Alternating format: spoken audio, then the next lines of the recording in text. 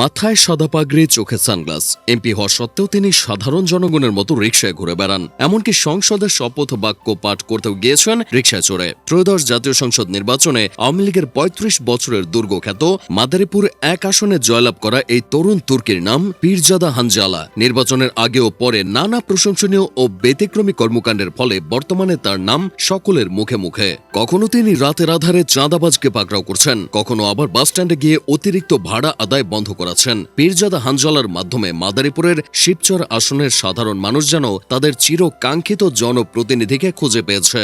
মাত্র ২৯ বছর বয়সী এই নবনির্বাচিত এমপির জন্ম মাদারীপুরের শিবচর উপজেলার পাঁচচর ইউনিয়নের বাহাদুরপুর গ্রামে। তার পুরো নাম হল সাইদুদ্দিন আহমদ হানজালা, যদিও পীরজাদা হানজালা নামেই সকলে তাকে চেনে। তিনি উপমহাদেশের প্রখ্যাত ইসলামিক ব্যক্তিত্ব ও ব্রিটিশ বিরোধী আন্দোলনের কিংবদন্তি নেতা হাজী শরীয়তুল্লাহর সপ্তম পুরুষ। ব্রিটিশ বিরোধী আন্দোলনের পাশাপাশি নীলকর ও সামন্তবাদ বিরোধী সংগ্রামের অন্যতম পথিকৃৎ ছিলেন হানজালার পূর্বপুরুষ হাজী শরীয়তুল্লাহ। ১৮১৮ থেকে ১৮২০ সালের দিকে তার হাত ধরেই সূচনা হয় ফরাইজি আন্দোলন, যা পরবর্তীতে জমিদার ও ব্রিটিশ নীলকরদের শোষণের বিরুদ্ধে কৃষক শ্রমিকদের শক্তিশালী আর্থসামাজিক ও রাজনৈতিক আন্দোলনের রূপ নেয়।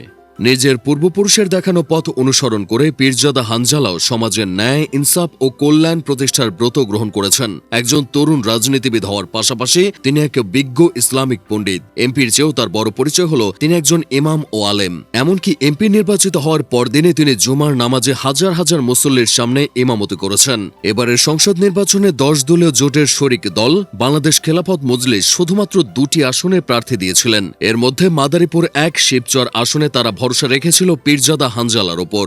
ভোটের দিন ১০২টি কেন্দ্রের প্রাপ্ত ফলাফল ও পোস্টাল ব্যালট মিলিয়ে তার প্রাপ্ত ভোটের পরিমাণ দাঁড়ায় ৬৪,৯০৯। বিপরীতে তার নিকটস্থ প্রতিদ্বন্দ্বী বিএনপির নাদিরা আক্তার মিঠু চৌধুরী পেয়েছেন ৬৪,৫২৪ ভোট, অর্থাৎ স্রেফ ৩৮৫ ভোটের বিনিময়ে শিবচর হতে সংসদের টিকিট পেয়েছেন পীরজাদা হানজালা।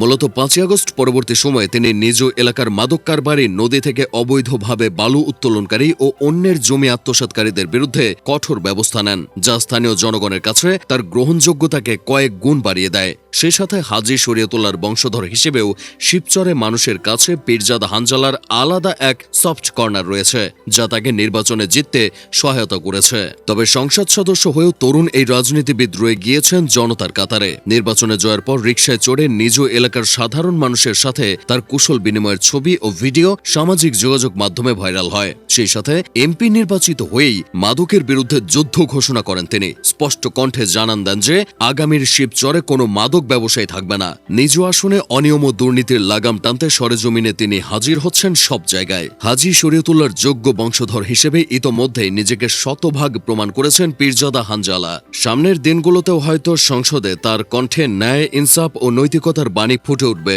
দুর্নীতিমুক্ত ও প্রগতিশীল বাংলাদেশ বিনির্মাণে তরুণ ও ধর্মভীরু নেতৃত্ব ঠিক কতটা জরুরি তা পীরজাদা হানজালাকে দেখলেই বোঝা যায়।